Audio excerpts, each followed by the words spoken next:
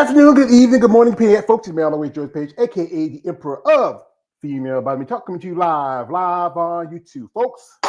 It's the last Sunday of this month. Oh wow, I can't believe it. Summer's over. It's fall. We got some holidays coming up. You got next month is gonna be Halloween. Also, you got Thanksgiving. Also, a better special holiday. My 51st birthday is gonna be the 19th of November. So y'all, you see my Cash App, my other stuff. You can send me a little something. Hey, I'm not asking a lot, Hey, come on. And also we have Christmas. But folks, this is our roundtable discussion on Sunday. I do this every once a month at the end of the month, where we invite guests and give talk about things going on in sport of bodybuilding, just thing in life. But life can be difficult, and I can tell you from first hand from my situation. It was going to be 11 years ago when I got my pacemaker. It was 2014 when I was working at Smithfield Pack. I was working in the cold department. I was, stocking and stuff like that. And I felt sick, and I thought it was just being that I was in the cold. I thought was a little bit under the weather, being in the cold storage, working in the cold areas, and just basically I thought I was getting a flu or something. So I didn't want to go all the way to home because from Tar Heel all the way to Roland, that's a good 40, 50-mile drive. And especially I wasn't feeling well. So I went to Fayetteville the next town over, which is where two of my older sisters stayed at. So I went to my sister Jean's house. She said, "You're not looking well." "No, I'm not feeling well." She told me go to a hospital. I said, "No, I don't want to go to the hospital." But there was urgent care around the corner where she stayed at. So I go to urgent care. And there, they said something in my blood. And said, "Mr. MacArthur, we have to send you to the hospital."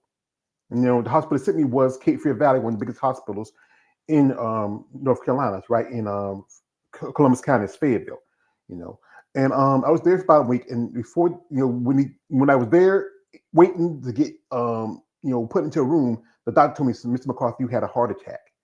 And I thought, couldn't be, because, I thought when heart attack, you were like. So I was there for about a week in cardiac unit. And then I got discharged. I was seeing a specialist, neurologist, and while I was up there, cardiologist in Fayetteville. And I was working for a bit. And then a month later, they sent me to a specialist in UNC, which is one of the biggest hospitals in North Carolina. If you know UNC, it's not just for college football and basketball. They have one of the next to, also another place, Duke, one of the best medical hospitals in the country. So I've seen a couple of specialists, and they told me because my fracture rate was under 12%, I had to get a surgery, get a pacemaker. And then no more than a couple of weeks later, I had gotten this little scar, and I had it for almost 11 years now. And it's been doing pretty good. I was still working for a good while. I had to quit, and then my mom got sick. I'll take care of her. But that's the thing is about a lot of bodybuilders. I have quite a few ladies who have been on my guests who dealt with some medical issues. The hardship of not just training as a bodybuilder, but dealing with the life experiences, dealing with medical issues such as extreme as from ladies telling me dealing with lupus, the cancer, to some other autoimmune diseases. I mean, it can be tough, especially as a bodybuilder. And especially as a woman. So I have a couple of guests who've been here quite frequently, and they can share their experiences dealing with medical issues and stuff like that in their lives.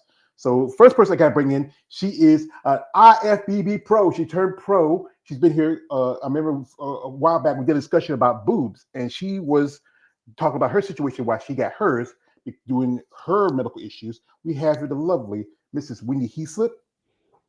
Hello. Hello, welcome back, Wendy. And Thank you. also another lady she's right now, she's in ready prep to possibly become a pro in about another 9 months. We have here the lovely Mrs. Randy Dean. Hey guys, how are you? Hey, hi you. Now, both these ladies here have been, are competitive bodybuilders. Wendy just got a pro card this summer at the Universe, and doing it. And now Randy is planning on trying to get her pro card at the end of the year. So, welcome, ladies. Thank you for your time. See, this is everybody's family. They're like, I got two women at the same time. Well, one's married, one's single. The one single, I don't mind. Let ladies can watch. But but thank you, ladies, and thank you for your time and your experiences as being bodybuilders and dealing with your circumstances. So with out of respect, I say I have to go with I figured go with Whitney first because you really to tell your story. What sidetracked you, your life experience, and what you went through. Doing this as a bodybuilder, dealing with your issue and your element. What was the thing that kind of really hit you, that set you back? Well, so I had breast cancer. And I will say bodybuilding saved my life because I was about 5 weeks out from a show and I was getting lean and I was putting my posing suit on to practice and I was adjusting the top and I'm like, what's that? It's something. And sure enough, make appointment after appointment after appointment. And it turned out to be breast cancer. And the doctor, without missing a beat, you need a mastectomy. And it's up to you if you want to double, or I was about to say triple, a single or a double, because it was only on one side. But I opted for the double for, fear of recurrence, symmetry, all sorts of things. So that's what I did. So, obviously I didn't compete that year,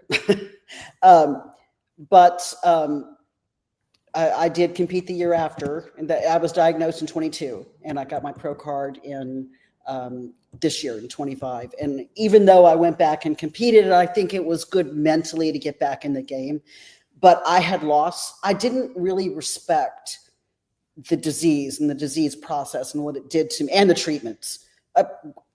I'll get to the treatment, but I lost a lot of muscle. And so I could still work out and I got lean. And we all I apologize. I have 2 dogs and that's okay. Mine are the same. Everybody's out at one time.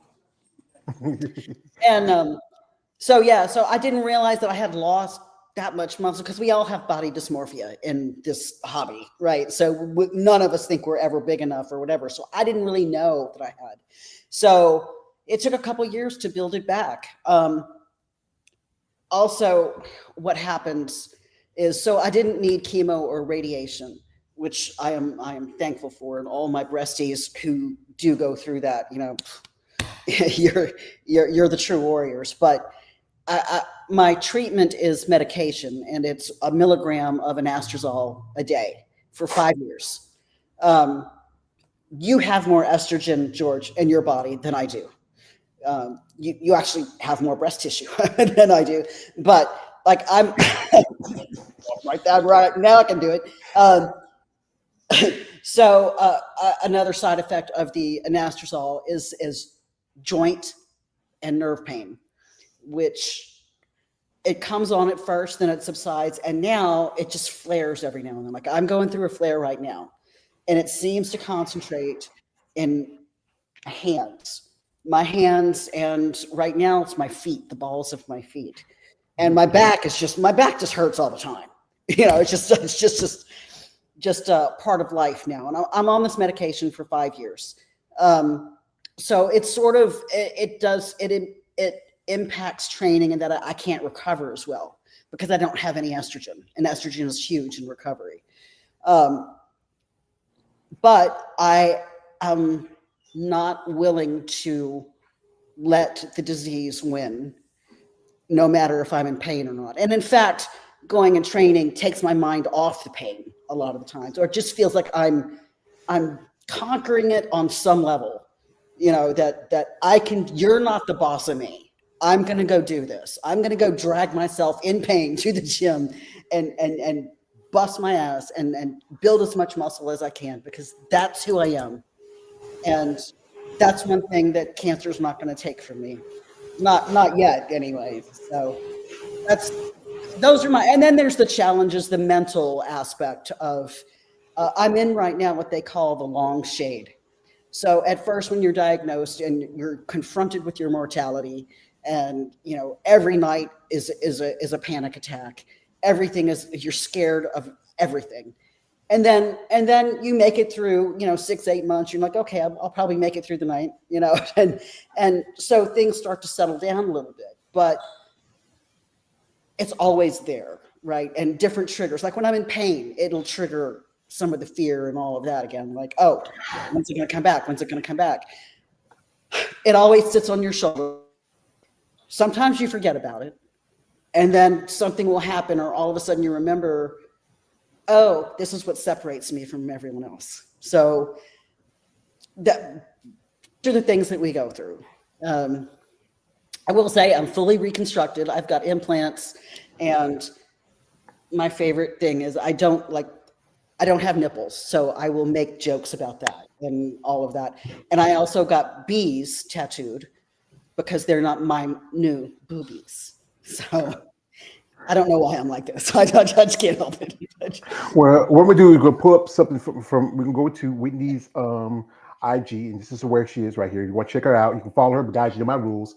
And that's a tough part, especially for a woman, because being breast is very important part of the physicality of a woman. It Right. Here she is after your surgery. Here's the reconstruction. I mean, it's tough. That it's like being kind of if you know you're a dog lover. It's like taking your dog getting spayed or neuter. Here she's a cute little dog. I had AI do me as a dog, like Oh. make me a dog. And I was That's not terribly pleased, but What a cute little dogs here. And this thing is a process. Bodybuilding, I think, is one of the sports that's really like right here. This is from I think last year, and this is from we just got a little bit right before you got your pro card. You these really are see the both this difference. year. This Yeah. year, oh wow, The- okay. They're both. Yeah, the one on the left is the first show, and the one on the right is the second show where I turned pro. Oh wow, yeah.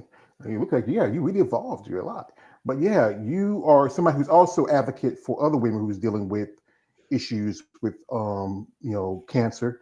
Because I follow you also on Yeah. on a TikTok. You talk Yeah. about the subjects where how people often don't understand what you're going through as a woman dealing with severe case of being a bodybuilder and also surviving breast cancer, because that's one of the I think it's number one killers of women Yes, in the it's the country. most common form of cancer for women. 1 in 8 women will develop breast cancer. So, Yeah, yay! yeah, I'm one of the yeah. 12%. Well, But that's it. because it's 1 in 8, everyone knows 8 women, right? So you know someone who's affected. Hmm. Like like a cousin, friend, sister, like that. Yeah. I got my sister, my oldest sister. She's right now. She's dealing with leukemia, and she's doing all right. She's because she's kind of like been like when I was growing up, my mom and dad used to have to work, and she was kind of the foster mother to us younger kids, especially me and my younger brother. We're the last two, And when she told me that, I cried because I saw her. I just lost my mother not that long ago, and then to lose somebody else who I love dearly because I lost one sister and a brother, and it's tough to see them go through what they went through. Because my sister had a stroke, my sister Mary, and my brother James was going through some medical issues himself. So, Randy, They've made share, huge strides in leukemia, though. Just to say, I know they've yeah, made huge strides. So yeah, I appreciate that. So, Randy, share your story and what was your disease, your ailment, and what in your experience as a bodybuilder. Sure. So first of all, I want to say, like, Wendy, you are just incredible. I had seen you on George's podcast, um, and I think you did Dave's too, right? Were you on Dave's podcast? Did you do that? yes, Yeah. yes. Okay. So I think that was the first one, and like just automatically, I just like resonated with you. Yeah. I think that you are totally badass. And I'm very much the same. That bodybuilding has given me just so much hope. And if I wasn't doing this, I don't know how I would be. I think that my family thinks at times that I am crazy. I do. To my right of me, I'm going to drag her in here in a minute, and she's going to be really pissed off at me. But I have a special guest. My daughter is actually here. She's getting married. Oh, Getting married November 1st, so she's here looking at some photos and stuff like that. So Jessica's been with me through this whole journey. So what happened was it was 5 years ago, September 6th. It was just right after things started to open up, during COVID. So, back up a little bit. I was a nurse. I've practiced nursing for 24 years. I've retired from nursing about was it 2.5, like almost 3 years ago, where I decided not to renew my license. I just decided to just put that behind me and go back into personal training and do something that I love, helping people, and I love making a difference, and I want to do it in a positive way. So I decided to do this.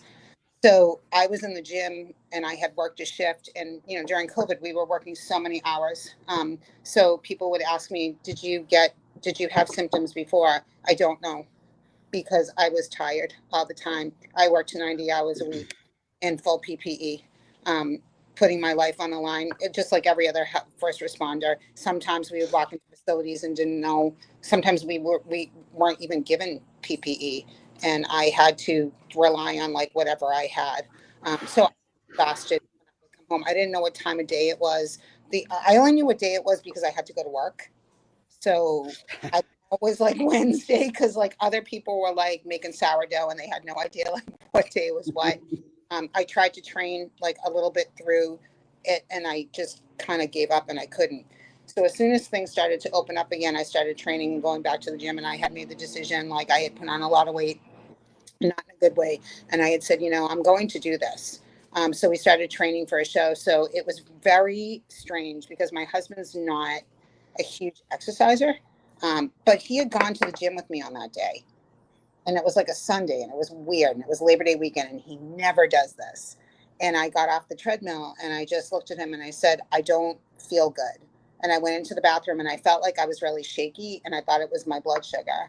And I got into the bathroom and all of a sudden I just dropped to my knees. I was by myself and I splashed water on my face, and I came out of the gym and I was crawling on the floor. And I said to him, something is very wrong. Something is very wrong, and I don't know what this is. And he looked at one of the kids that was working on the floor and he said, my husband's also in the healthcare industry. He's a respiratory therapist. And, he had said, I think you need to get the AED. And he kind of mouthed it because he was afraid that, he's down listening to my lungs. He thought I'd collapsed a lung. And it was my heart. And he called and they said, no, she's having a heart attack. And he was like, what? She's a bodybuilder. I don't get this. She trains all the time and she's in the gym, and like, I don't understand this. And she's been doing this for like, 3 years already. And she trains 7 days a week. And how can this be? And I guess my color had changed and I got very gray. And I had what they call a widowmaker, which is one of the worst heart attacks that you can have. So my right side was 100% blocked. So George had talked about his ejection fracture before, which is like the percentage of kind of like what your flow is in your heart. So mine was like less than 10% on that side. So they looked at said, well, they said, you're going to the cardiac cath lab. So like they took me to a local hospital, and they had the team on standby. And I remember the doctor looking at me and going, okay, well, if you don't sign this consent, you're going to die. And if you do sign this consent, you could die. I'm like, what the fuck? Okay. I'm like, well, Nothing to lose. Yeah. Damn if you do, damn if you don't. That's what's up to me. So like I'm signing the consent, and we're going up to the cath lab, and then they ended up placing 2 large stents in me. And at the time I had just turned 50. I just celebrated my 50th birthday in July.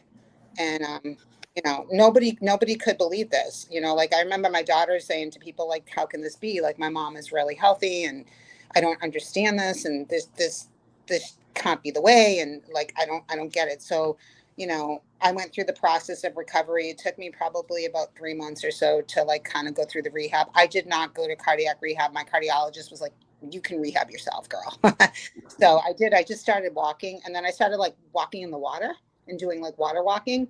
And I would go, as soon as the doctor cleared me, I would go to the gym just to walk twice a day, just to like Wendy was saying, like being in the gym and like getting into your own head. Like I needed to do that. But I mean, I remember the day after a heart attack and not being able to like transfer from the bed to a commode to go to the bathroom. I remember my daughter holding me and not being able to walk 5 feet without getting winded. So going through that whole process, but I just decided, and I was a smoker at the time. So, I immediately gave up cigarettes right away. It's been over 5 years since I've had a cigarette. That is over and done with. Thank God. I praise, whoever your higher power is, like, the fact that I'm here. I guess people always say that there's a reason I'm still here, and I just thank God that I was in the shape that I was in, because they said to me, you shouldn't like be here, period. Like you shouldn't have made it through what you did. And I think it was just like will and determination. I also think that I wasn't there. I wasn't ready to give up. I knew that in life that I had other things that I had that were going to happen. I only have one child.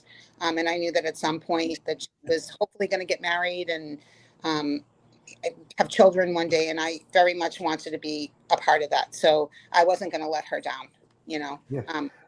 I was gonna be there for her. So we all got through it together. I rehabbed, and I decided to like prepare for a show. I live in the Boston area, so I was gonna do one of Jay's Cutler shows, and I wasn't ready.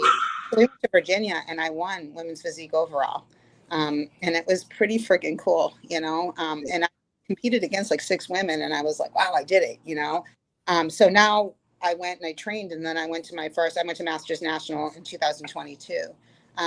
And then I placed 3rd and 4th in my classes, did really well. I was so proud of myself. Just, you know, I didn't give a shit. Like I made it, you know what I mean? Like I didn't care about winning the pro card. I won life, you know, I'm here. So we started to train and decided to go again and go, you know, maybe do the universe or head towards like the next national show. Well, then I think the universe was 2023. And I got diagnosed with thyroid cancer. I went in for a checkup to my doctor and I was going out of my mind. And I said, if you don't put me on something or give me something, I'm gonna kill. Because like Wendy was talking about, like having like no estrogen, my estrogen zeroed out. It was stupid low. And I just was like, and my doctor at the time was like, no, we'll put you like on an antidepressant. And I'm like, I'm depressed because I don't feel good. But he was in there doing his examination and he felt something. And so he sent me for an ultrasound and he's like, I don't think it's going to be anything, but like, let's see. And then we ended up going and having the biopsy done. And they were like, well, you'll get the results, you know, but I could tell by the radiologist who did it that it wasn't good. And then it was like a week later to the day that the doctor called me and I was training in the gym and he's like, let me tell you why this is papillary thyroid cancer. So I said, well, you know, maybe I'm like, I got a show to do and I don't have time for this. Like cancer doesn't fit into my equation here. So what we did is I said, well, how long? And he said, I think you need to do this sooner than later because it could spread, you know? So I was so grateful. You know, my daughter went with me to the oncologist. We saw a surgical oncologist and she went with me. We went to Brigham and Women's, saw one of the top surgeons in the country. And she was awesome. She spent like 45 minutes with us. And I had the option of either having a partial thyroidectomy or having a total. And I asked the doctor and she's like, well, it's really up to you. And it actually was my daughter. You know, I looked at her and I'm like, Jess, what do you think I should do? She goes, Mom, I think you should have your thyroid taken out. I think, what if there's more cancer or whatever? She goes, we'll deal with whatever it is, but I think that you should do this. So that's what we did. I had my thyroid out and that was tougher to recover from the heart attack because, as you know, like, you know, I'm in my 50s, I'm going through menopause, and now I don't have a thyroid, which controls everything. It was so much worse than the heart disease. Like the heart disease, I felt like I could fix. This one, like I couldn't fix. So like, on came the weight gain and all the things and getting my level straightened out. So I ended up switching doctors, and I have a wonderful doctor right now who put me on hormone therapy. And you know, I had a hysterectomy years ago, so I don't have a uterus, so I'm not at risk for uterine cancer.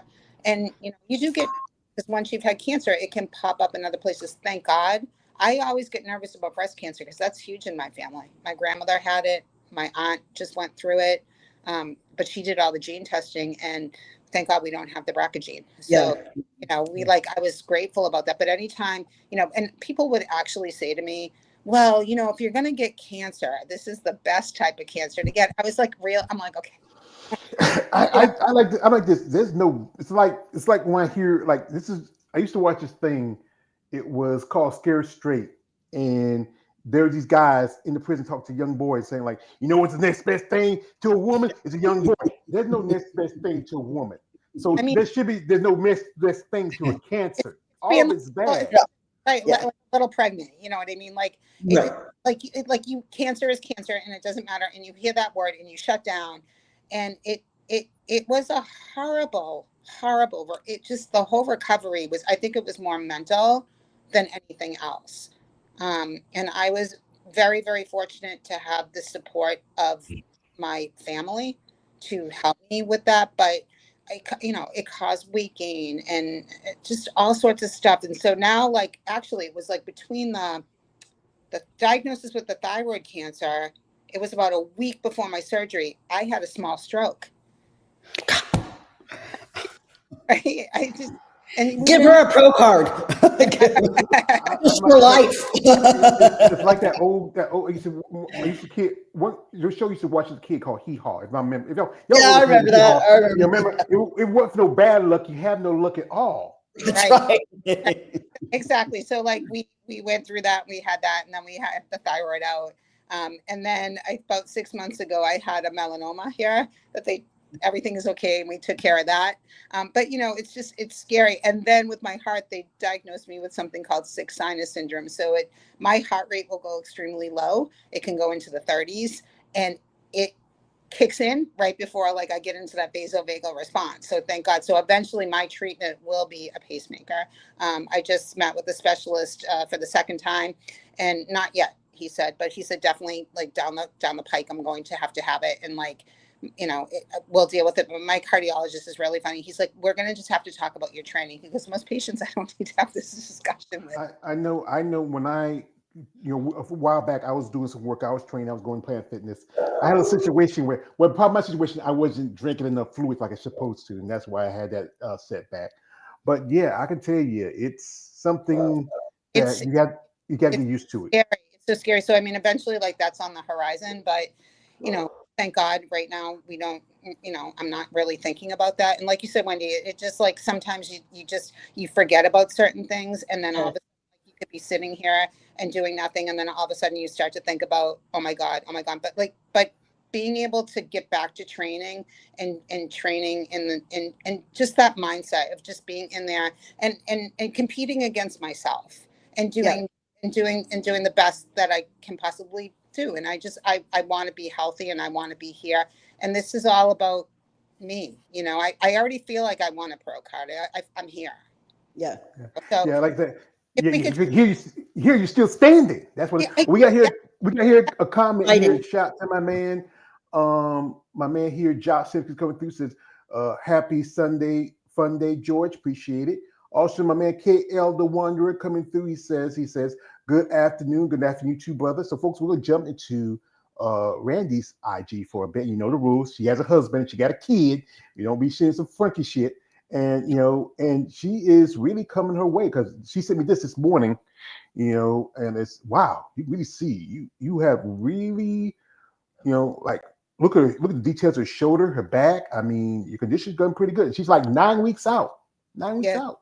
Yeah, 9 weeks out. 9 weeks, a little bit under 9 weeks now that I'm out. Yeah. But yeah, I mean, the legs are still always my issue. I had a knee replacement years ago, so that leg training sometimes can be difficult, but they've come up quite a bit. And but I definitely feel like I put some size on, so I'm feeling good. And she's working with my dear friends at Bad Rap. Shout out to Eunice. They are, it's a great opportunity to meet them. Last month when I went to Tampa, it's going to be almost 2 months since I went. And also, she's an inspiration, as you know, Randy Dean, at age 55, women's physique competitor, heart attack survivor, thyroid cancer survivor, inspiration and power, embarking on a journey to the NPC Masters USA, Las Vegas, November the 21st of 2025. If you want to support her, here's a Venmo and her also her GoFundMe. You can go to the site and you can check it out. Because like I said, one thing, being a bodybuilder, it's a very expensive sport, and especially if you have medical issues. Here she is with her coach, Mr. Ron Harris, and y'all been having a good relationship. Y'all, he's really, he come a long way with Ron. Yeah, 8 years we've been together. Yeah, it's more than it's more in some relationships, but not more in your marriage. But ladies, this is the thing about bodybuilding. As you said, that it did save your life in a way, but then there are some things you sacrifice. What so much is not so much sacrifices; it's an investment. But then there's things you have to deal with, because with your medical issues, like you have to use certain performance enhancers that might be an issue if you use some kind of medication. Your experiences with dealing with that, can you share? So I go ahead, Wendy. No, I was just going to start with a hot tip to anyone who is listening, because cancer is so prevalent, and you probably know someone who has breast cancer, and Randy had cancer, and you, whoever's watching, you know someone in your life who has had cancer. Do not come up to someone like Randy or me and say, yes, my mom, sister, aunt, cousin, girlfriend, sister, whatever, had cancer and they died. Don't. That happens so much. Don't do that. Don't. I mean, you can tell me they had cancer, they were diagnosed 25 years ago and they're just fine. Do that. Don't tell me that your mom had breast cancer and died. Please, please.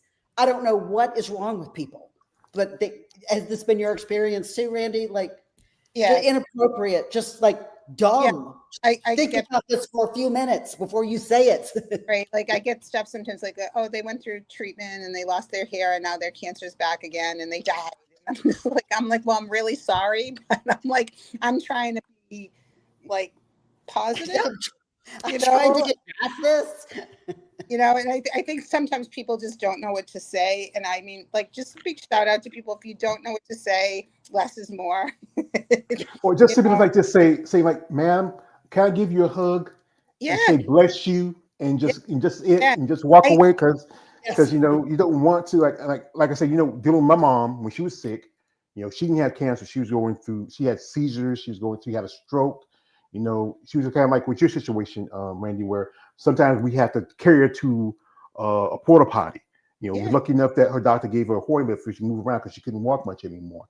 But yeah, I think some people, you got to use a thing called common sense. And I think it comes from a good place. I just think that they just I don't think that they know what to say. I mean, my experience is usually that where people are like, oh my God, you're my inspiration. They're like super supportive, when it comes to certain things. But I also think that I think that sometimes that less is more. Yeah, that makes me feel weird too. You're an inspiration. I'm like, no, I'm not. I'm Wendy. You're a survivor. That's what it is. I think people get I'm doing the same thing you survivors. do, because people will fool you. I don't know how you do it. I'm like, I'm not doing anything that's extraordinary. I think most people in these shoes would do the same thing that I'm doing. Not to say that what Randy's overcome hasn't been extraordinary. It has, but we live life. Yeah. It's the same as like when I'd be those first 6 to 8 months just scared of my own shadow. I finally came to the realization that I might have 5 years, I might have 50 years. Do I want to spend that? I'm going to be dead at the end of them regardless. Do I want to spend that time worrying for 5 years or 50 years or living? Right. So that's cliche, but it's true. And it hits you like it's new information. And so that's where I found, not the courage, but just like, just go on, go live. Yeah. And no one's getting out of this alive. Right. I think, I think it's not just like a you thing. I think it has a lot to do like with your family and support and all those factors. So only because she's got to leave in a minute, I just want to bring her in. Jessica, come on over. She's so pissed off at me right now, but it's too bad. This is what I like to do. So this is Jessica. That thing this is about being a mama. Say, she's just as pretty as a mama. How you doing, Jessica? Best wishes to you. So Jessica's getting married November 1st. So we're in the countdown. So she's learned the term. She understands what it's like to be weeks out. So we talk bodybuilding. Let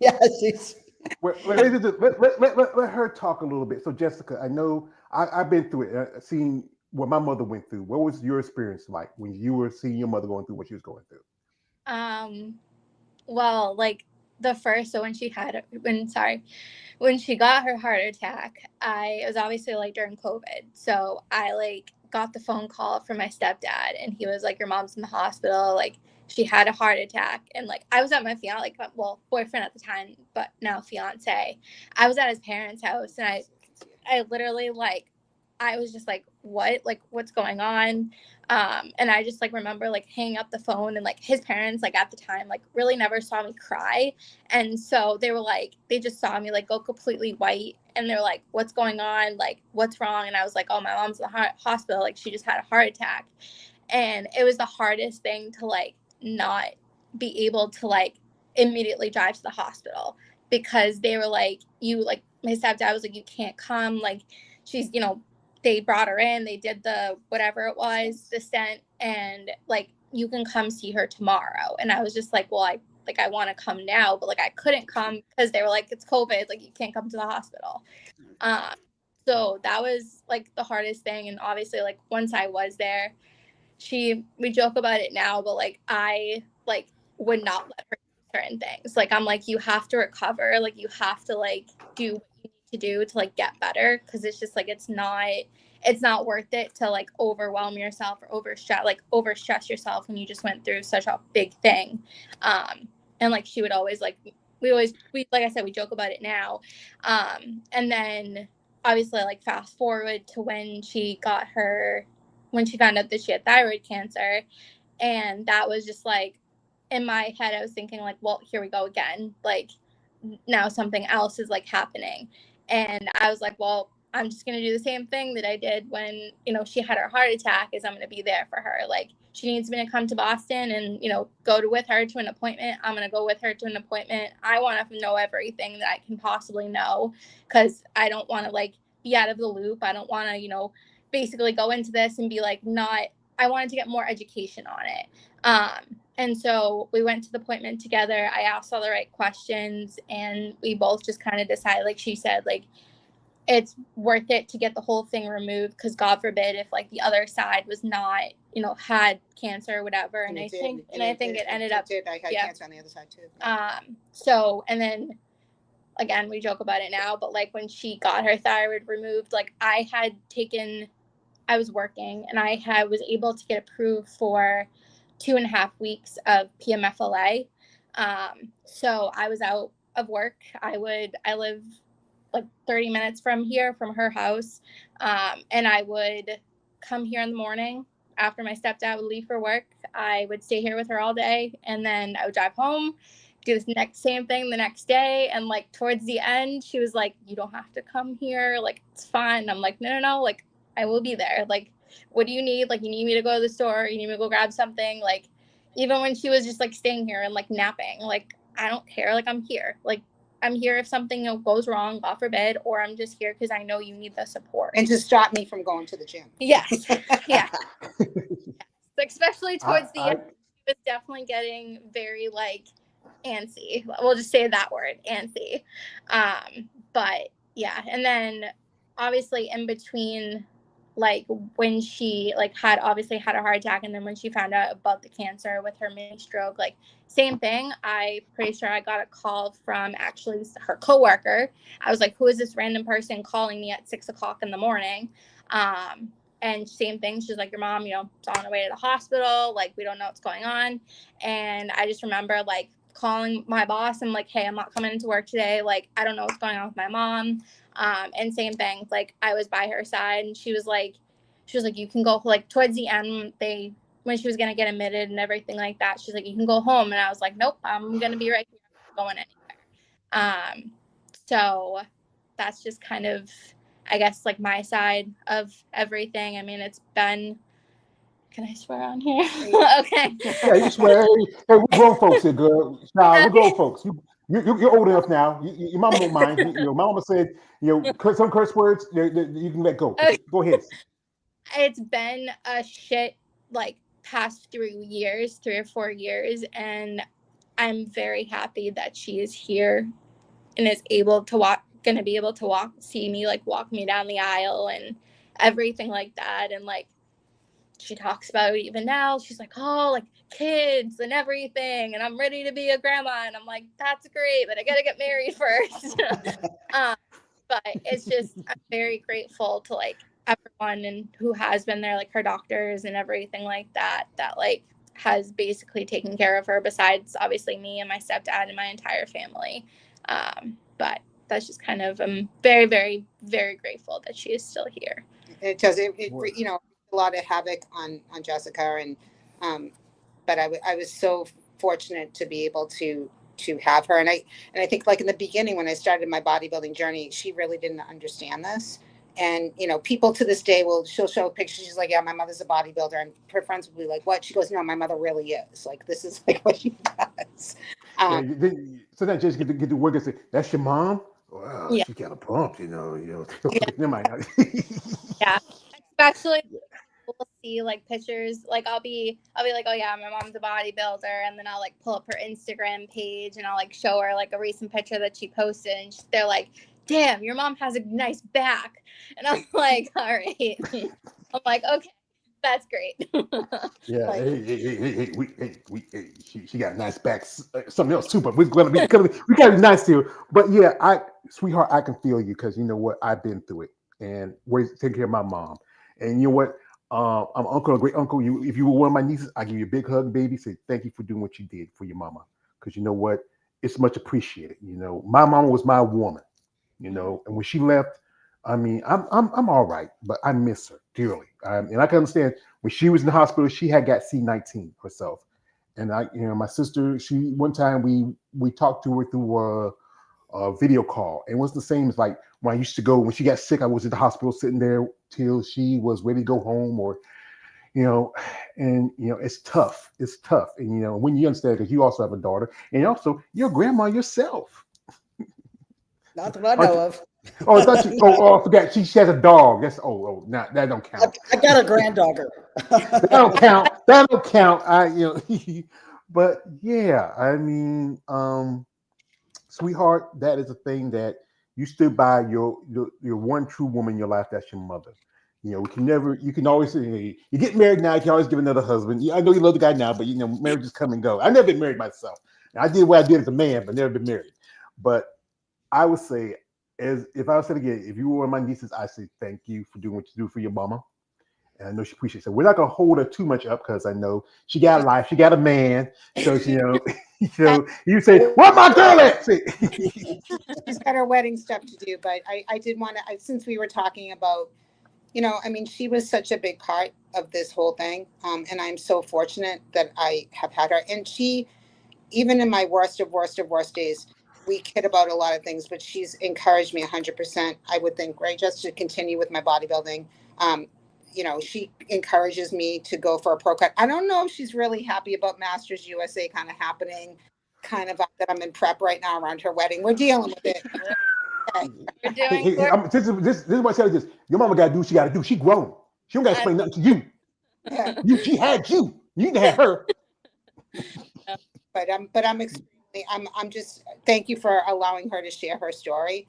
Not a problem. Not a problem. It's just without her, and again, she's my baby. She's the only one I got. So without her, I don't know sometimes where I would be or what would have happened to me. Husbands are great, friends are great, family is great, but this is my own. And for her to go through it. So I think if there was ever a pro card to be awarded, my kid gets the daughter pro card because she's. I would say it's Will you be at your mom's show? No, I wish I could go to she got. It's literally like 3 weeks after my wedding. Yeah. It's honeymoon time. But she will come to my first pro show, hopefully, that I do. Yeah. So she will try to travel out to that. So, all right, get out of here. Go do your wedding. Yeah. Thank you, baby. Thank you. No, thank you. You did a good thing for your mama. And I tell you the truth, that really touched me because I'm a big man. I can cry too. Thank you for allowing her to share. It just happened to be that she was stopping by. She's picking up some pictures for something for the ceremony. So when she was here, she hates when I do that. But well, the thing is, I know my mama did stuff to me that I hated, but you know what? I think about it. I love. Like I said again, that was my woman. Like I said, I remember a long time ago. I used to work at this plant, textile plant. I worked with women for a long time, from the textile plant to the strip club. I worked with women. And I remember this one lady I used to work with. She told me this. Said, George, you live with your mama, son? I said, yes, ma'am, I do. I said, well, son, stay with your mama as long as you can. Do what you got to do as a man, but come home to your mama. And that's what I did. That was, I'm blessed and I'm fortunate. And I'm just, because those days, like Wendy talked about, where you're just, I mean, there were times, and I'm sure that Wendy can relate to this, where like, I don't know if I want to live anymore. Like, I got to that point where I was like so down that I was like, man, I'm like, all right, I got through the heart attack. Now it's the freaking cancer. What's coming next my way? I put on all this weight. The one thing that I love to do, which is my training, I can't get the weight off. I don't feel good. And I just felt just desperate. And I got into a really bad, really bad headspace. But again, I'm just was so fortunate that I was able to, with my doctors adjusting things, be able to do that. But like Wendy says, you never know when it hits you. Yeah, Yeah. right. You know, Very just- first thing I did right after the diagnosis, well, one of the very first things, I got a prescription for Xanax, which I don't take anymore, and antidepressants, and it's helped. Yeah. And I'm about to, I think, switch antidepressants because I don't know if any of your medication gives you pain. Sorry, I'm chasing rabbits now. But I've read that, well, AI told me that Cymbalta can Yes. help nerve pain. So Yes. So one of the uses for Cymbalta actually is for people yes, with yeah, well, you're a nurse, yeah. So yeah, Yeah. See, that's a good thing I have it here. So we have somebody who has a medical. Yes, that's a good thing. yes. See, as I often tell you, ladies, as my master Ra's al Ghul taught me, be aware of your surroundings at all time, young Master Wayne. Never give sure footing for a killing blow. So yeah, that's true. Some medications can be some side effects because Yeah, I do take. With me, I got heart medications for like blood pressure stuff like that. and that's the problem too, is like when you get onto some of these medications. So one of the medications that they've actually put me on is Wegovy, and people look at me and they go, "Why would you be on a GLP?" Like we don't get it. Like why? I have no metabolism, and it was affecting my thyroid functions, and I actually had fluid around my heart. And one of the things that they're studying is like the metabolic effects with it, and they're also studying with the people with cardiovascular disease what the benefits to GLPs are. So forevermore, my body will produce cholesterol. I can eat clean and healthy every day. It doesn't matter. Like it's I, body just, Remadex does that too. yeah. My cholesterol, I my take. blood test is I'm 200. It's right never now. been. I'm taking Majono because me it's cholesterol issues is genetic. Cause especially I'm black. We are higher numbers of cholesterol. But like I said, my older sister Mary had a stroke. My mother had a stroke. My sister had like one. Both my sisters had stents. My brother had issues with his heart. My father died from a heart attack. And we are more targeted with heart conditions than anybody. Right. And I take Majono because my doctor says it's good to control my cholesterol. Also, I'm pre-diabetic because my mom was diabetic. Well, my sister, she's diabetic, and it's good to help you because I just went to my doctor this past Friday, and everything's pretty good. Last week I went because one point some of my medication was out on. I had to get the updated and get my refills, and my sugar's good, my blood's good. Just the thing I got good control of is my cholesterol. The problem is I'm a fat dude. I have bad habits. I try to be because with you ladies doing this content, I really learned some stuff about how to eat a little clean, a little smarter. But I'm not trying to be a bodybuilder. I am trying to eat a little better because I did lost about 12 pounds. I did pick up a little weight a while back because I do have issues with my knees because I got knees like Stone Cold Steve Austin, and I'm right now I'm seeing a specialist. I'm going to go back to him at the end of the probably first of the month and get some injections in my knees because I need to really move around a little more. Sometimes I feel like rest in peace to the great Ozzy Osbourne. I feel like Ozzy, he had what was it that Ozzy had? Parkinson's. Yeah. And it feels like my body's just because I've worked most of my life since I was 10, 12 years old. We not like did little farm stuff like that. We grew up on we were sharecroppers and we did a little work here and there. I did as much like my brothers and sisters did, but I did a good bit of it. But still, we had to chop wood, pump water, do stuff like that. We were poor, and doing work is like this, and then having a job by the time I was 16, and then working, at a textile for 13 years, working in a club for 7, 8 years. I had a bunch of jobs, and it's kind of my body is a bit worn down, but I'm doing better than I was before, and it's a good thing that I'm taking care of myself now because I was taking care of my mom, and that was when I was almost 500 pounds because there was so much stress dealing with her stuff and trying to keep the house together, keep things together, and and responsibilities, and Just as you know, if y'all follow me, I just got myself a CPAP. I had one before, but because I didn't do enough hours, but sometimes you get in the middle of the night and have to take care of her, and then I get back in the bed and you just go to sleep. But now there's things that I have to take care of me, and I can understand that. Some days you lay saying, "What I'm going through." I mean, there's things where I just, if I'm gonna wake up, I'm going to die the next day, because I know people who have something like sleep apnea. Sleep, you can stop. Your heart stopping to sleep, you can die. I mean, I can feel you on that, but it's good. Even though I don't have, like, you two have the pleasure of having children, I don't have that. That's one of my biggest regrets, not having any of my own. The closest I had was one of my youngest nephews, who took care of me for like 2 or 3 years, and I saw my son. But it's good that your daughter was there for you, and your daughter, Wendy, what was her experience? Because she talked about it with you, what she was going through with yourself. She's let some things out now that it's behind us, like all the diagnosis and then the surgery were like 7 weeks apart, which is like a dog year, right? It's like, it's forever, because as soon as you find out you have cancer, like, take it out now, do it now, and so that time was really tough mentally. My daughter during that time was, it's fine. You're going to be fine. Look, the statistics are, you're going to live. Everything's going to be fine. And then also during that 6-7 weeks, you're like, is it spreading right now? Is it metastasizing? It could be doing that right now. I mean, this is my brain, right?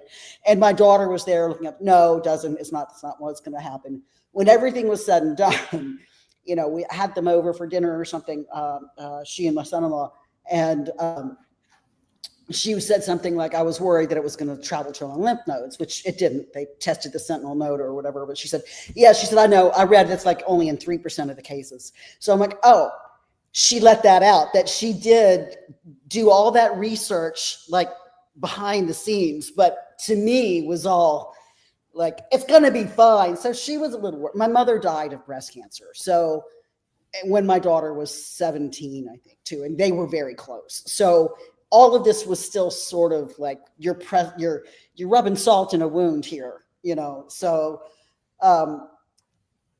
she did step up for the entire process. 10 days after my mastectomy, I developed a staph infection, which is not unheard of. It can happen. And my fever just shot up to like 105. Ooh. And yeah, from like in the morning, it was like 99. And I had an appointment the next day with the plastic surgeon, because, well, I'll just wait till tomorrow. And it was like, it kept going up. And I'm like, calling them. And then it was they're about to close. I'm like, it's 105. And I'm taking Tylenol, so if I have autism, sorry. But, so, and it was that high with the Tylenol. So, they finally said, go to the ER. So I called my daughter, because I don't think I could drive then. And I wasn't feeling good enough to drive. She dropped everything and just, boom, came and got me. And just like, wow, all those years of me showing up to your school plays, it's paying off. So, and she brought me to the hospital, stayed with me until they decided they were going to keep me overnight. And I had to, push her out, like, go. And, so yeah, she really stepped up more. I didn't not expect her to, but I didn't have any expectation. It was, and especially as a kid, you're the one who's doing stuff for them all the time. For that to turn around is hard, but I mean, it was sort of beautiful. It was like, oh, she does love me, or like, like it's surreal when they do that. You know what I mean? Like, yeah. Said, like, it was the same thing with Jessica. All those years of doing like whatever, and not that I didn't think that she would be there for me, but I was like, holy shit, she's like right there, and she's a big girl, you know what I mean? And she's with the questions and like asking things, and I'm thinking of her as like my 3-year-old, you know what I mean? Right. And I stayed at her house, for a couple of, and I couldn't shake it though. I stayed at her house for like 3 days. They wanted me to stay with someone for a week, but I'm hardhead, so I stay with them for amen. For 3 days, and it's like, oh, it's time for my medication. I'm getting up. She's like, Mom, stay. I'm like, no, I feel fine. When I'm getting up and I'm getting my own medication and stuff. But if anything, she wanted to do more than I wanted her to. But it was just quite the experience, like you said, of like, oh, my kid loves me.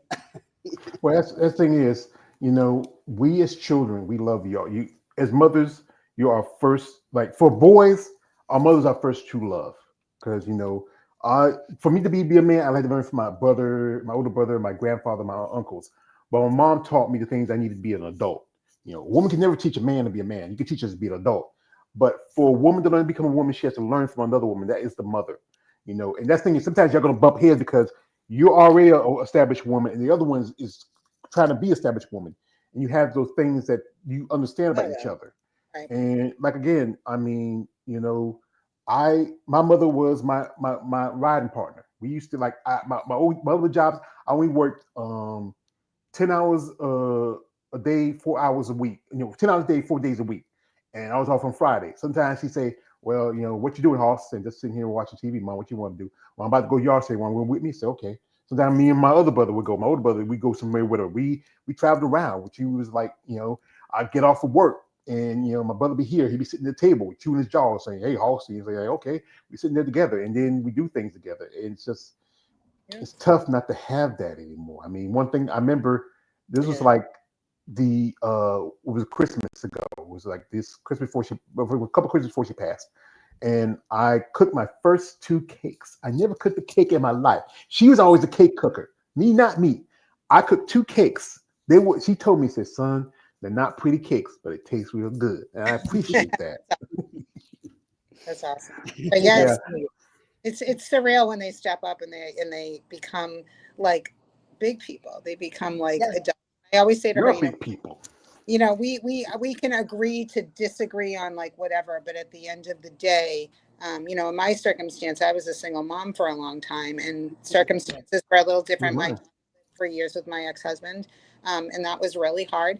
And we went through a lot of stuff, but it's just like to see all that stuff now just kind of like come together, and at the end of the day, 100%. But I think I know I can relate to what Wendy was saying about like what your daughter was saying about like how everything is going to be okay. Like Jessica did that. And sometimes I would get really mad and I would be like, for F's sake, like, it's not okay. Like, did you ever feel like you just wanted to scream so loud? Like, why isn't anybody listening to me? Why doesn't anybody hear what I'm saying? My fear was that if I told her that what my research showed, that would introduce fear into her.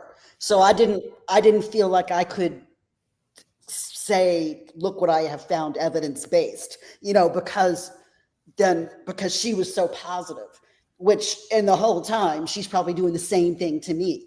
So it wasn't not listening. It was just that I feel like I couldn't be open, with all of the research I did. And quite frankly, I had to stop doing that because I'm like, even healthy, even when I'm 30 at work, I'm WebMDing myself into cancer, so actually having cancer and then WebMDing, I'm like, I can't do this because I will wind up no place good, so the little bit that I did, and I've just now gotten to the point to where, and I have found that like I've signed up for different breast cancer newsletters and things like that. And I'll read them. And when I'm done reading them, I've caught myself a couple times. Like, so I'm holding my breath while I'm reading it. I don't know why, but it's just that it just seizes you, when you're reading about it. Wouldn't it be a good idea, especially like an organization like IBNPC, do something for people like yourself or others? I know there's quite a few ladies in the sport of bodybuilding who survived dealing with cancer. This is one I'm gonna pull up right here. This lady here, her name is Rebecca Wilcox. I think it's Wilcox, and she just was diagnosed with cancer some time ago. She now is doing pretty good now. She just posted this. I saw this. This is really what got me the idea about this. She's figure preventer. That's cool. I would just like to announce, hot off the press, don't mind the filter because I am red, I am blotchy, I don't have lashes on. I am cancer-free as of 1 hour ago. You know what we do? We first praise Him. He has healed me. If you know my journey, you know. The next thing we do is we eat again. We eat the cookie. Amen. Got to know you guys. I've been dealing with this since I was 27. I am 38. You tally that up.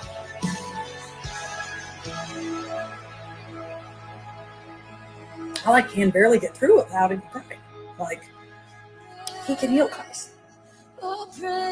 Yeah, I mean, I'm not a very religious person, but I do have faith. And what she went through, and to survive it, and anybody who goes through this, you don't have to be, I mean, she's been dealing with it for, like I said, since she's 27, she's 38 now, so that's over 10 years. That's over a decade dealing with this, and also, being like herself, she's also a mother. This is, I believe, this is her with her daughter, and when training and working out and finding that, I think the sport might have helped her here. Yeah, I think she's here with her little girl right here, and being a mom. And that's the one thing, you ladies have children and responsibilities, and you're dealing with a disease that can hinder you or make you less time with your family. And it's a good thing that you had your daughter that was in your corner, Whitney, and your daughter that was in your corner, Jessica, to help you do that, because some people don't have that. I remember something my mom told me. We were sitting around just talking, and she said to me, said, "Son, you shouldn't be doing the stuff you're doing because you're a man. This is something that your sister should be doing." But my oldest sister, her husband, he was disabled. She would take care of him. My sister Jean, she worked. She couldn't handle that stuff. My sister Mary, it was just it was like she had a stroke a few years before my mom got sick, and she just retired from the postal service a little bit after that. And where she just a little after my mom got sick, she did retire a little bit after that. And I said, Mom, I don't got anybody else. Like everybody else is grown, got their lives, and I'm here. And not like I was, like I said, I wasn't working anything. I'll do a little side stuff, just to keep me going. And then my family told me, say, well, just go ahead and see, apply for my disability. And it's like I said, I got a pacemaker, and it's hard to find any work. Most people won't want to hire you when you have something like this in your chest, because if I worked a lot of factory stuff. Do you have to disclose that? It's every time you put in medical, yeah, because some places want to know, especially if you get insurance, because that's some information you want to know, just in case, like, we put down for, like, okay, we put down, we have any kind of medical issues. Yeah, I have this. And then some people say, I think it's on the state too, like what you may or may not have to disclose. Yeah, I'm in North Carolina, and I think with some stuff, we're the Bible Belt country, so we're a little bit more. We're not as you're up there in Massachusetts, y'all a little bit more progressive. Even though North Carolina is a very progressive state, but it's funny that we voted for a dumb shit. I don't know why we did that shit. Dumb motherfuckers. I don't know why we did that. I'm sorry. I'm just gonna let that shit go. But I think it's just that's trial about dealing with something like. If it's just like from heart issues, medical issues, some places are a little bit more lenient, but others are kind of precautious because they feel like you might have issues. Right. But I agree with what George was saying about, like, the NPC and the IFBB. I think that there's a lot of women that are out there that, whether it's cancer or cardiovascular or like, let's talk about mental health, right? Because anytime you've been through a sickness, your mental health is compromised. Anxiety disorders, phobias. I can totally relate to that whole sleep thing. After my, I would not go to sleep. I would not go to sleep. And when my husband would be here and my daughter would be here, and they would literally have to sit with me, and my daughter would hold my hand and go, Mama, go to sleep. I'm going to hold your hand, because I would think that if I closed my eyes, I wasn't going to wake up ever again. It took me, I would say it took me over a year to stop having those nightmares that I was going to not be able to wake up again. And then, and then just other, things that, like, affect you. And I think it would be a nice outlet to have, the organization recognize that and support women who've gone through things or who are going through things. You know, we should be definitely, I feel like in our categories in women's physique and women's bodybuilding, you know, and I guess women's figure to some extent, we are much more like Iron Sisterhood than the other classes are. I'm not knocking those two other classes, Right, but no. Now you got another class coming up. Excuse me. Hop. I mean, Not the fit model. Yeah, they can't sit with us. They can't sit with us. No. nerds, go over there, you nerds. no, I just, No, but Randy, you're right. There's this new woman at the gym who just joined my gym, and she's super jacked. And I'm like, oh. So I made a point to, talk to her and stuff like that. It's just, I don't know. We're anomalies. So right. automatically friend. Right. Yeah. It's like, it would be nice, like within the organization, again, like I said, like women's physique and women's bodybuilding, I feel like I could be clear across the country with somebody. And where are you located, Wendy? Are you in Texas? I'm in the Houston area. Yeah. In Texas, right? So like here I am in the Boston area, you're in the Houston area, but I feel so connected to you.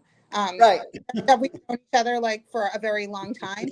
Yeah. And I feel like that's the connection that like physique and bodybuilding athletes kind of have with each other. I think we get the training, we get the stuff, we get the mental, not that the other divisions don't, but I think that there's a different purpose for those other divisions, and that's fine.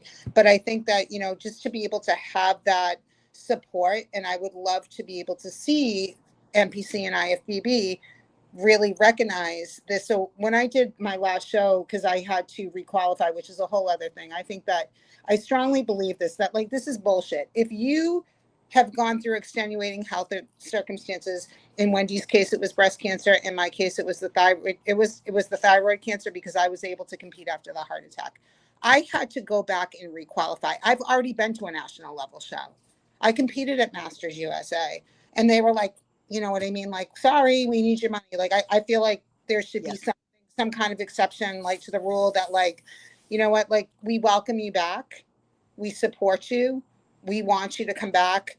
I mean, I'm glad I went ahead and I did another regional show, because it had been a minute since I was on stage. So I didn't give a shit about how I placed. I just wanted to go out there and just be happy to be out there and just do me. But what was really cool, it was one of Jay Cutler's shows, and they acknowledged a male athlete. He was probably, this guy was like in the 70 plus category, who was competing with a pacemaker, and went through like these near, and it was so cool. They like, I'm like, but why aren't you recognizing a female?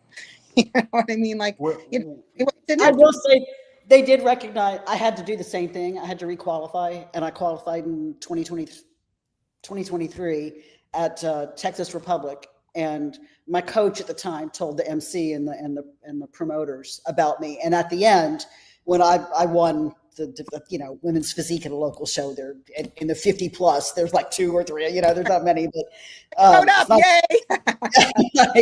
But they did. I went to get my medal or whatever, and they said, "Oh, and this is Wendy's, first show after her breast cancer." And I was like, my coach told them, and they said, and it was a great moment. But I think that's cool. It took my coach going to tell somebody. It's not like, I feel like they did this. They took it upon themselves. I don't know how it like came to, but like this, they really took a moment and they presented him with a plaque.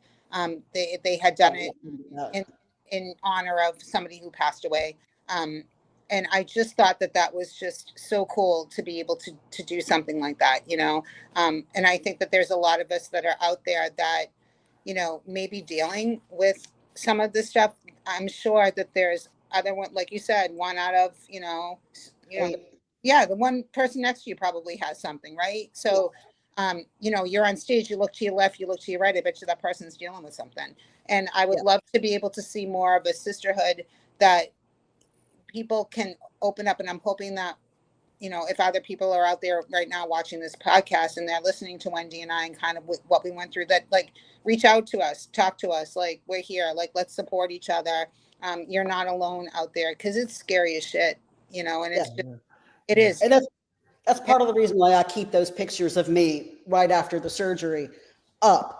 Because if anyone stumbles on my account, if someone who's, a woman bodybuilder or physique athlete or figure or whoever, I don't care, or just another ordinary woman off the street, And I do have people who have reached out to me. I've had athletes reach out to me. And then we've got this little underground network. And I keep saying I'm going to start like an Instagram page for women athletes who've had cancer. I haven't done it. Do you want to do it? I mean, so, You see, anything. Yeah, I'll help you. Sure. Okay. If you start something, just take your time. Get the people you want to get, who really want to really put investment into this. Because the thing is, they have to. This is what I say. They have to be willing and wanting to do this. Because some people, they got some bodybuilders. They have their own mentality. Like. I would never go recruit someone like, hey, you got cancer, join my group. No, just like you find me, you want to have a connection, because I think most of us do. It's like, tell me what I'm going to feel. Tell me that it's going to be okay. Tell me that I can train. Tell me that, what supplements I can take. Tell me. I want this, and like, I'm scared. And I, like you said, like, you can't go and recruit people. People have their own ways of doing things. Some people are introverts, some people are extroverts. Everybody has their own way of dealing it. But I do strongly believe that there's somebody that's out there right now listening to this that may be like, holy shit, I'm going through this. And I felt so alone. And you know what? There's Wendy, who is such an inspiration, who got her pro card. I hope I can stack up to that. I said, I always feel like I feel like I've won my pro card already because I'm here. And you know what? They're just going to have to give it to me because I just keep showing up. So we feel like, hey, Randy's here. She survived hell and high water. Here, your pro card. The Manions are off somewhere going, how much does she hit? Yep, she's paid that. Yeah. I mean, that's the same thing about this sport.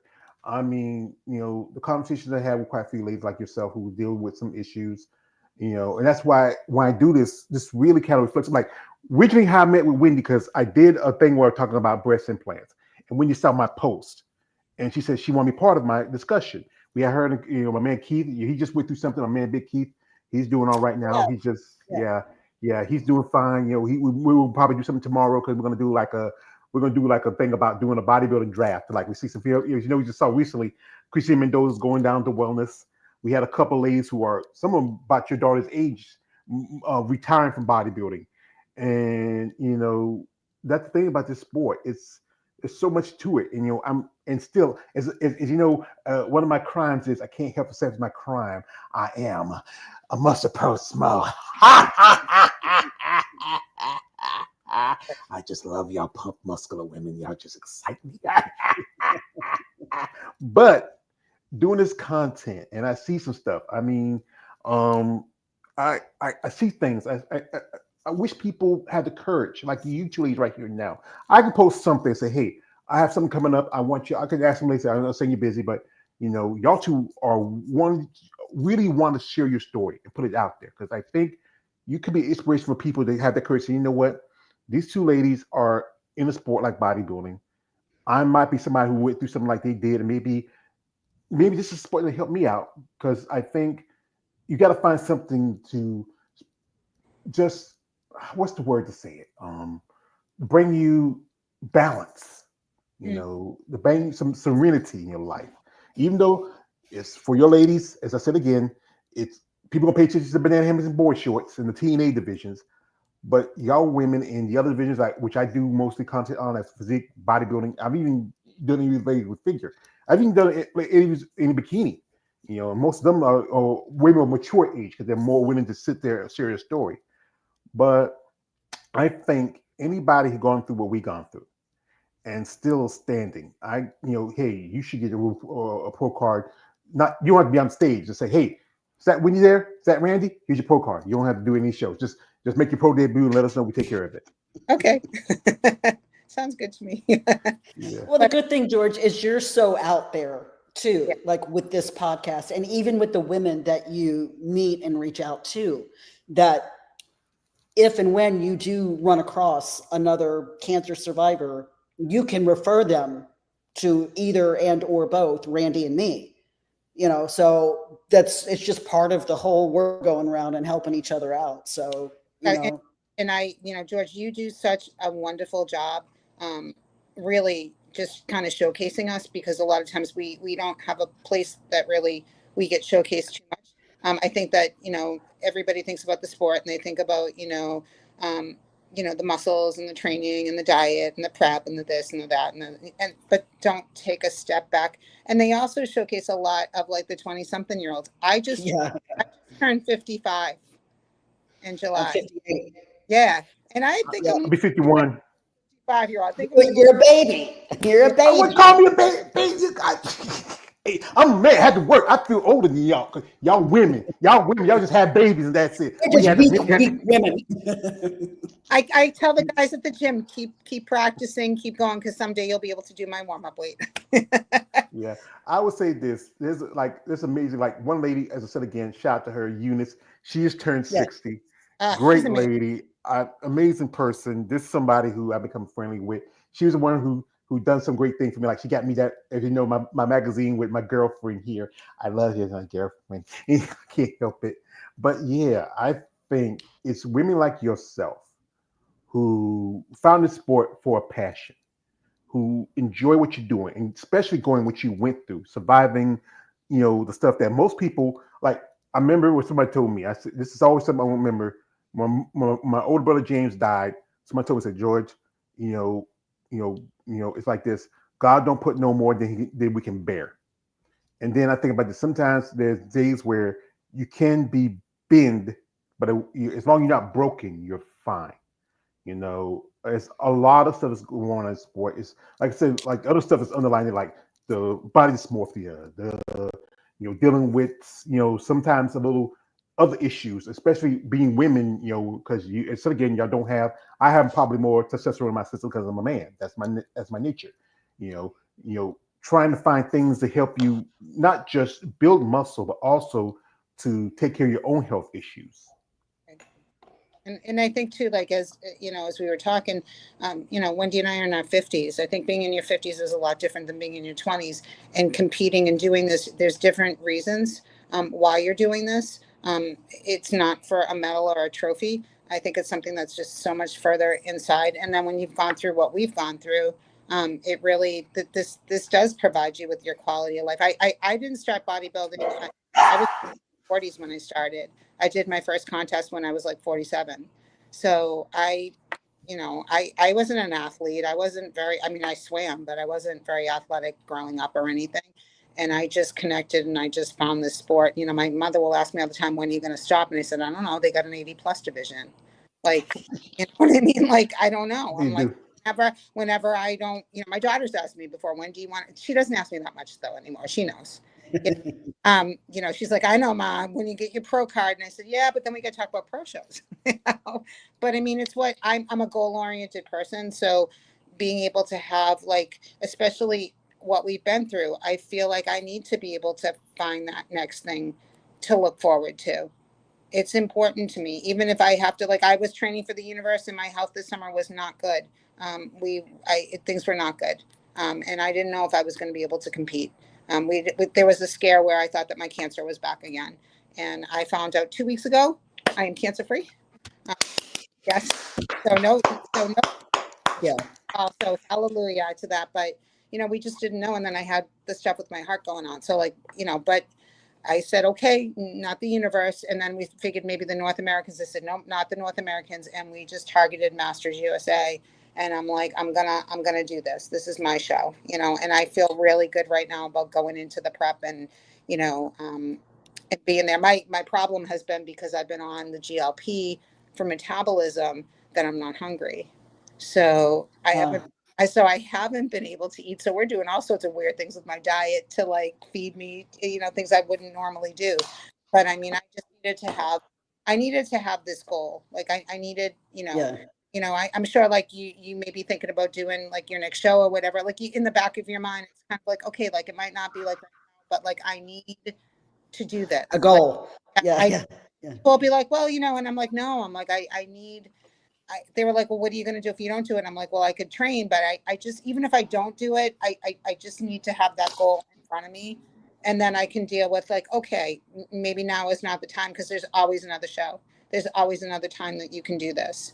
I'm extremely fortunate with the coach I've had. Him and I have been together 8 years. And he is so wonderful. And he just really is, like, right in my corner. And all the time, brutally honest with me, but tells me all the time, if anybody can do this. You can do this. You can do this. We got this. So, but for me, for my mental health, and we went through all the physical things, mental Yeah. recovery. That's about that's still an ongoing battle, and sometimes it's day to day, and sometimes I feel better, and sometimes I don't feel better. I feel like as long as I have this sport, and I love just connecting with other women in the sport that are very like-minded. Because Wendy will tell you that there's a million of us that are out there, and a lot of them are very shallow. Me. And then there's others who like you could really sit there and be like, hell yeah, like one day I'm hoping I'm hope Texas is on my bucket list one day. And if I come, Yes. we're gonna hang, definitely. Absolutely. Maybe we'll do a show together when I get back. I'd love that. Well, I'd love that. there is a Texas Pro, but there's no Masters. It's open. So if y'all ladies want to think you can hold your own, you want to rock with the 20 and 30-year-olds, that No, these glutes can't do that. They're not shredded. Yeah, I've had at least 20 more years of gravity. Yeah. No. Yeah. But they allow that in our division. They take that. Yeah, I know. Yeah. Right. And also, there's a Masters O just had it this year, and there's some ladies like there's one lady, she's 57 years old. She's a Russian. Her name is Natalia Bastova. My God, her physique is. I mean, I follow her. She doesn't speak English that much, but I post something on tag her, she responds to it.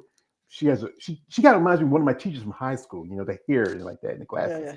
Yeah. But yeah. And of course, Eunice is like from Bad Rap. She's just she's just amazing. I haven't had a face-to-face with her yet, but No, me neither. But I'm doing. She's left very friendly comments before. Yeah. Well, I had the pleasure of meeting her a while back, and me and her were hanging and banging in Tampa.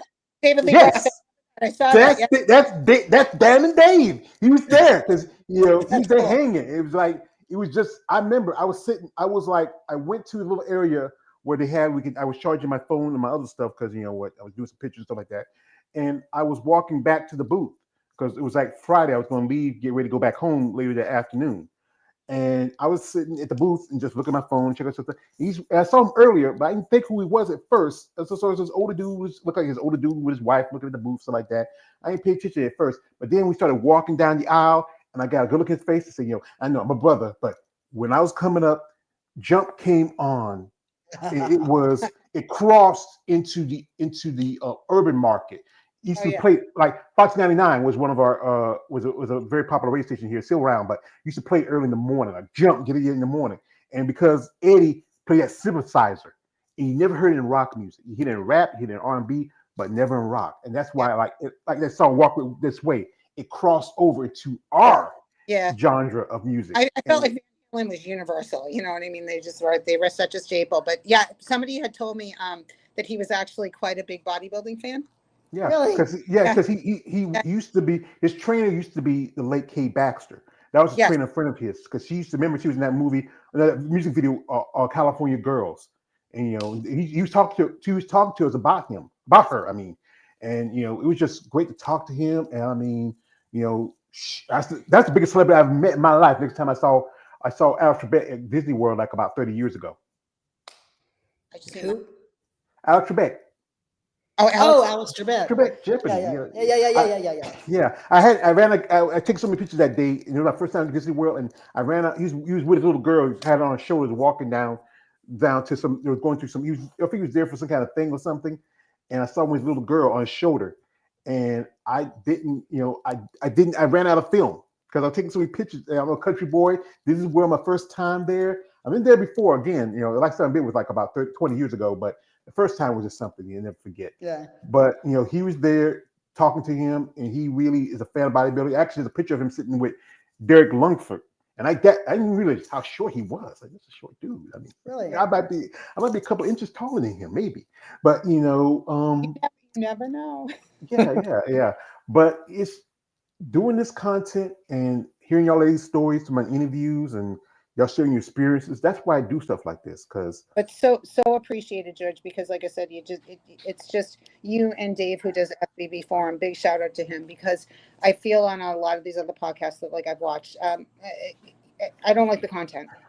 you know, I don't knock anybody, do you all day long. Like, I don't have an OnlyFans page. Like, I'm not into that, you know, like that's not my thing. I just, if that's your thing and you want to do that, then I'm not knocking you. You do you all day long. But I would much rather be associated with something like this where, you know, we're very respected, you know, and, you know, we're getting a message out and, you know, we're talking about real issues and real things and, you know, it's so appreciated. Well, like I said, shout out my man Dave. You know, Dave. He's a great guy. It was great to meet him when I was at Tampa. You know, we still keep in contact. I still got an issue with him. You know, I gotta bring it up every time I think about it. He hit me, my girl. Dave, I love you, my brother. But I'm sorry. I supposed to let that go a long time ago. We were talking about it, but every now and then I see him, his hand up. I don't care about Whitney Jones. The tire kind of switched places, but you know, I'm sorry, ladies. I can't help it. He's a great dude. You know, I was hoping to have him on, but I know his job got him busy, got things to do. We might do something down the road. You know, have another discussion because he's doing pretty good. I mean, you know, he's planning to go to the Olympia. He's done it last year. He's going to Olympia. It's going this year. This year. He says he's going to do. I think also he's going to try to go make it to the Steve Carr show that's promoted by his son Austin Carr. You know, he's doing pretty good. I would love to do that someday too. I like going to Tampa. I was going in there, hang out, help with Eunice, and I think it really helped my channel a good bit. I got to meet some ladies. One person I met was Paula Ranta. She's 25 years old and she's doing all these shows. I mean, what were y'all doing at 25? I don't know. I was working. I wasn't bodybuilding. I was pregnant. Yeah, too. 26, I had my daughter. So me too. Yeah, but I was 25. Pregnant. and the last thing I was thinking about was bodybuilding. You know, that's not what I was. I wish in retrospect that I had started a long time ago, but then again, I wish I didn't start a long time ago. I'm really happy at the age that I started because it's been more meaningful to me. I don't think it would have been as meaningful if I was in my 20s and I did this. I think it would have been pretty cool, but I think I would have been doing it for different reasons. And now I do it for me. You know, I do it all day, all night. And I do it also to hopefully inspire others. I always tell like my clients, I'm like, you don't have to be a bodybuilder, but be strong, be you, you know, feel good. Yeah. And it ties back to like, because I've been in this flare up and I'm reading and you know, I talked about the long shadow of a cancer diagnosis, which happens about 2 or 3 years out from your diagnosis because you've gone through the white knuckles part, right? And you've been through, okay, this is the new normal, and so now things are too quiet, you know, so that's when it comes back and sort of it gets louder on your shoulder. But one of the reasons that we train, well, I train, and I'm assuming it's probably the same for Randy, is that we already feel like our body has betrayed us. It can't be trusted. But if I go to the gym and I do 3 sets of 10 to failure of curls or squats or extensions, I'm going to see the result, right? So X happened, Y happened, so Z happened. So my body responded, I trust that. So training helps me trust my body a little bit more, you know, so being in touch with it. So even when I go see my oncologist, like I go see him on Tuesday. So if I have a recurrence, it's most likely going to be liver, lung, or bone. So, and he's always like, you're just going to know. He said, because I see you. He said, and I know. And like one of the side effects from the Arimidex is osteoporosis. And I do have osteopenia. But he's like, I could put you on Flosamax. He said, but I just don't think you're at risk for breaking. I can look at you. You don't. So there's at some point diminishing returns. And, you know, it wouldn't be worth it to put you on it right now. So all of that sort of helps. And I think I just went and chased rabbits again. But it started with training helps you trust your body. Yes, and, 100%. I mean, I think like when I don't train, I get nervous that something's wrong. You know, like days are hard. Yeah. I feel like I've learned over time to listen to my body, and on a day where I don't feel good, in this GLP-1, I've had a lot of GI effects with, and I've had some. I was in the hospital a couple of weeks ago with a colitis flare, which I've never had before. And so I was praying that it wasn't my pancreas, which it wasn't. And now we've adjusted my dose and I'm doing quite well on it. But like I just learned on certain days that it's okay if I don't, even in prep, if I don't go to the gym and I don't train on that day, I need to rest my body. I tell my coach, like when I'm working, those are my rest days. I don't even get my cardio in because I'm like, I'm changing people's weights all day long. I'm running around. Trust me, I'm burning those calories. Like it's happening. I'm not sitting around and not doing anything, but I listen to my body now. I'm able to finally sleep again. My cortisol levels are lower, but that took me a really long time to learn to be like, because I would just push after. I know it was like after the heart attack and definitely after the cancer. I was like, nothing is going to stop me. I'm going to go to the gym if I have a temperature of 105, and I'm going to do this. And then, what are you doing? What are you trying to accomplish? Like, let your body Not dying. That's what I'm trying to accomplish. Not dying. Rest recovery equals growth, and growth here too. So like I kept thinking about that. So I have learned it's still a struggle. Like winters up here are really bad. They haven't been terrible the past couple of years, thank God, but they can get pretty nasty up here. And being trapped in your house, that is like my nightmare. Like when I can't go train. We don't worry about that in the South because she's in Texas, I'm in North Carolina. Like to quote the other guy, sometimes when we have winter, sometimes like up north when it snows, you have a foot, you have a big eye, but down in the South it snows half an inch. Everybody goes crazy. So because our winter's a little different. But yeah, ladies, that's the thing. It gets crazy. Texas in winters, it can last for days. It'd be like it's not like that's why like I go to the gym to train so that I can open up my car door when it's frozen. Like literally I have to train those muscles so that I can like be able to like I sit there every day, every time it gets really cold, I go, thank God that I train, because otherwise I could be stuck here because I can't open up my door.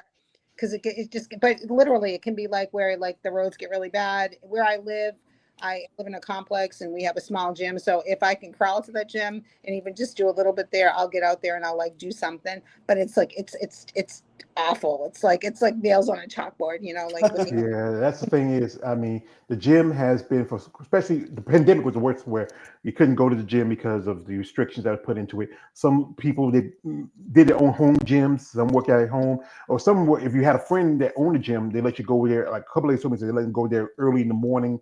And then they can work out late at night, because it's if they own the gym, it's their business, they own it. If it's private business, you can do whatever you want. Because I had a friend of mine, he works with athletes, and he had like a bunch of kids, and the cops said, hey, this is my private property. I can do what I want with it. It's not like it's a business; it's private property. I'm not getting paid. It's me just helping out these athletes because getting ready for the school semester and get ready so like that. But yeah, I think everybody finds something about this sport that helps them. Be it the physical, the mental part of it, the aspects of it, understanding the factors into it. And also, I can't say enough about the guys who are like myself, like David and also the others. I know the other guys, like shout out to the Female Bodybuilding channel, they've been on my channel. They also gave me some advice. They're more about the side of the sport. But me, I'm the type of person who wants to talk about everything, not just yes, ladies, we do love you ladies on OnlyFans, the beat meat websites as they call them, but we also respect you ladies who have a passion for a sport, who get in the morning, train, get on the stage, compete, train. Like I often say, like ladies, like George, people don't understand what we go through because other than what we see on the stage, we see these beautiful physiques, these beautiful tan bodies. Understand the dehydration, the hangry, the hunger, the tired, sometimes the sleepless nights, everything that weighs on your body because you want to get to the next level. Like now you're a pro. Randy wants to shoot for a chance to be a pro. I got a lady, she's talking right now. She's thinking about maybe going to another organization because she feels like, but you know what? Sometimes life can put obstacles in front of you. It's either how you either want to go around them or go through them. Right.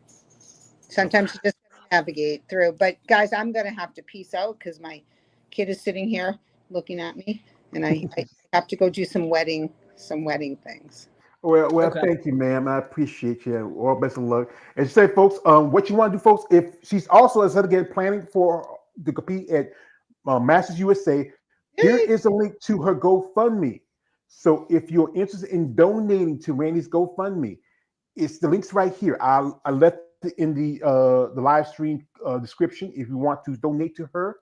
Also, you can also find Wendy's link if you want to maybe help her in her plans. Like she's really interested in maybe forming a group for cancer survivors. If you're someone who's interested in taking part of that, reach out who has genuine interest. Don't be that weird guy. I know you see these pump muscular women, you get a little excited, but come on, guys, have respect. These are some ladies. These are ladies. I'm a Southern gentleman. You respect the ladies. So thank you, Randy, and appreciate your time. Thank you. And Wendy, it was great to chat You with too. you. And Yeah. let's keep connecting Yeah. with each Hit other. me up a DM. Yeah. I definitely will. And it'll be great to be able to do something, and then keep me in your prayers. I feel good about this pro card this time. We'll see what happens. I'm with you. Yeah. Bye, guys. Bye. Have a good afternoon. So, folks, we'd like to thank the lovely Mrs. Dean for coming through, and we have here the lovely Mrs. Hayslip. So, as you know, in a couple of weeks, it's going to be Olympia. You have any thoughts on Olympia? No. Nope. Yeah. No. Sorry. Like I said, I live with blinders on, and I know me. Like if you can, I know some big names in the bodybuilding world, but I don't know a lot of them. I know who my friends are. I don't know. I'm just like weird. I have a touch of yeah.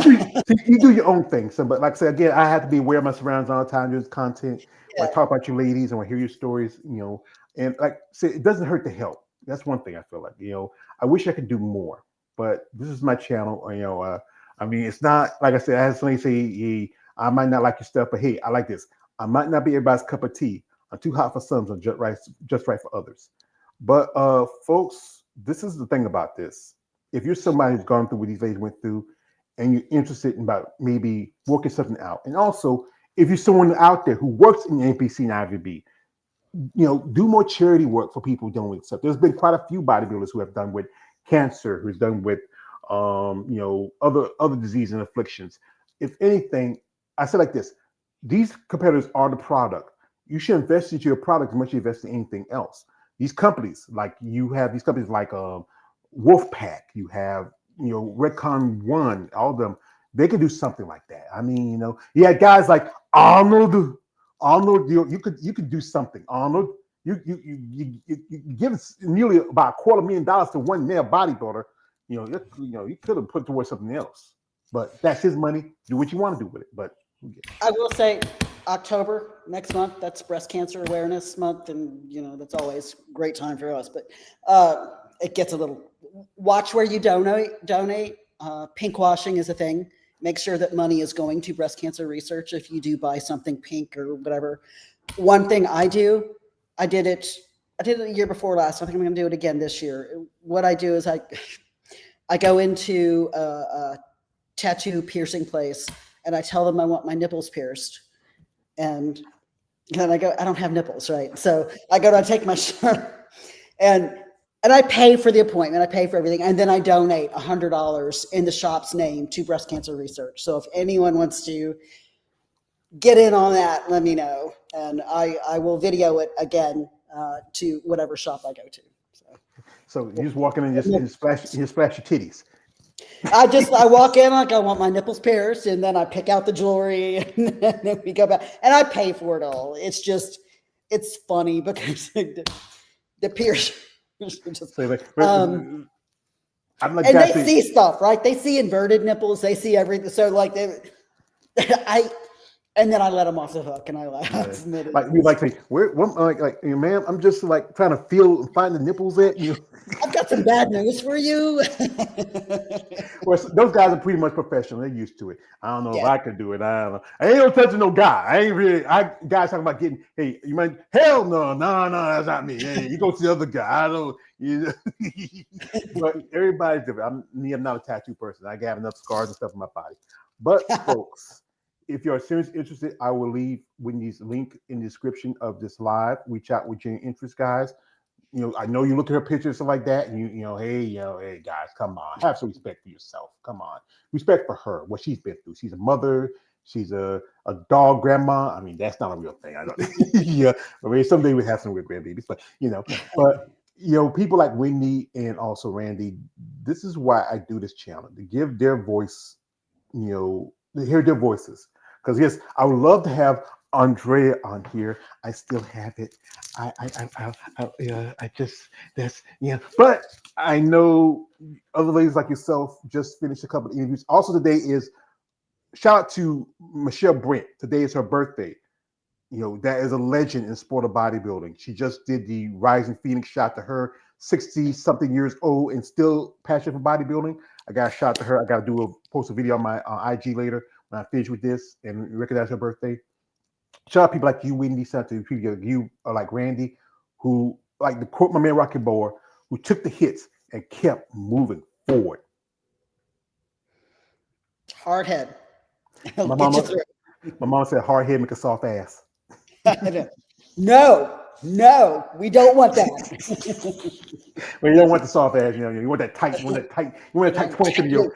Yeah, mine's not that. Mine's a little bit. Nah, I don't get tight glutes. I guess I'm sitting on something like a keg, but But madam, I thank you for your time. I wish you all the best of luck. Whenever you make your pro debut, you want to come out here and share your thoughts. It's always you're a welcome guest. Definitely. Thank you, George. Like I said, ma'am, to quote my great hero, The Dark Knight of Deception, you never have to. That's why I do this. So, folks, can you believe it? September's about over. A couple more days left. Some big events coming up. If you are someone who's interested, come on here and talk about your stories and whatever. We're doing tomorrow. We're going to do a bodybuilding draft. You want to come on and talk about that? If you want to follow people like Wendy and also Randy, I'll leave the link in the description. Also, again, if you want to donate to Randy, here's the link. It's posted. Wait a minute. Stop posted. Wait a minute. This is my chick. Oh, sorry. I posted that's the wrong thing. Here you go. Here is her link to her GoFundMe. And also, if you want interested in donating to Wendy, because hey, bodybuilding now it's not a very lucrative sport, and sponsorship, anything help. If you're someone who also is like interested, maybe her being a cancer survivor, like if you're like one of the pink communities that want to sponsor a bodybuilder, that'd be great. That'd be great. Really, really. So shout out to my guest over here, my man Josh Sinkins, my brother KL the Wanderer. Anybody who watched this content, follow me, subscribe, like, follow. Be respectful when you reach out to these ladies. They really appreciate that. Thanks again, George. Not a problem, man. So anyway, folks, he's your man all the way, George Page, aka the Emperor of Female Body Talk. Don't like, subscribe. Good night, good luck, and God bless, and see you next month.